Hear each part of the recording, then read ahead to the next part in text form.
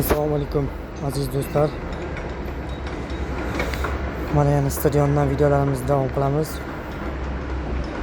Tribunalarimizni qo'yish uchun mo'ljallangan kranlarimiz ishga tushirildi. Anomal issiq.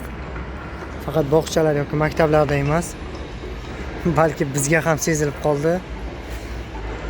Ya'niki ishlarimizni hattoki quyosh botgandan keyinga qo'yishga majbur bo'lyapmiz. Juda issiqligi tufayli ishchilarimiz ishlay olmasligi, sog'ligini o'ylab.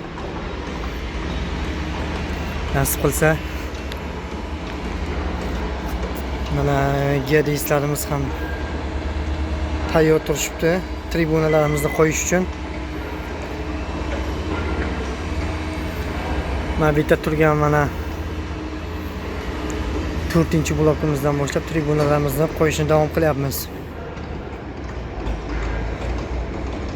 Nasib qilsa mana 4-blokimizda shet qismdan boshlab tribunalarimizni qo'yishni boshlaydi.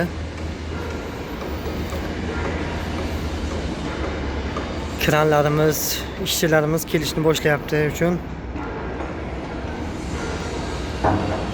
ishlarimizni sekin boshlab oldik.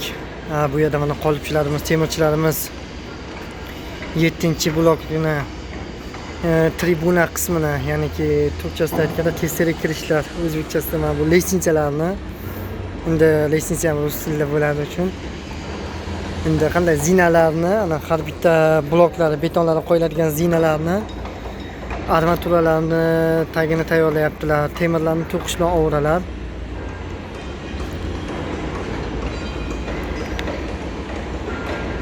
Nasib qilsa ishlarimiz shu zaylda davom qilmoqda.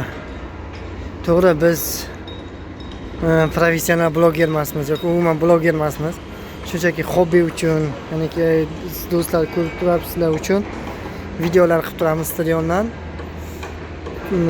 Ba'zi bir so'zlariga adashgan bo'lishimiz mumkin. Aksentlarimizda ozgina muammo bo'lishi mumkin. Bularni kamchilik emas deb hisoblaysizlar degan umiddamiz. Do'stlar, qo'llab-quvvatlab tursangiz, nasib qilsa sizlar bilan birgalikda hammasini birgalikda uddalaymiz, birgalikda erishamiz.